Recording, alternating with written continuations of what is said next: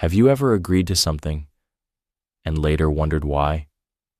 Maybe it was a request. Maybe it was an opinion. Maybe it was a decision you didn't plan to make. But somehow, you said yes, without thinking too much. And only later, something about it felt strange. There is a psychological technique behind this, and most people never notice when it's happening. The human brain likes consistency. Once we make a small decision, we feel pressure to stay consistent with it. Because changing our mind feels uncomfortable. It creates internal conflict. Psychologists call this tendency commitment and consistency bias, and manipulators know how to use it.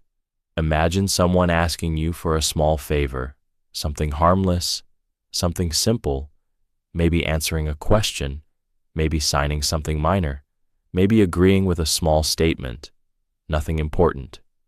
You say yes, because saying yes feels easy, but that small agreement changes something inside your mind. Now you've taken a position, and once the brain takes a position, it tries to stay consistent with it. Manipulators often start with something extremely small, a harmless question, a minor request, a simple agreement. Then they slowly increase the demand, step by step, each request slightly larger than the previous one. But because you already agreed before, your brain feels pressure to stay consistent, and before you realize it, you've agreed to something much bigger. Psychologists tested this idea in a famous experiment. Researchers first asked people to agree to a very small request. Later, they returned with a much larger request, and people who had agreed to the first request were significantly more likely to accept the second one.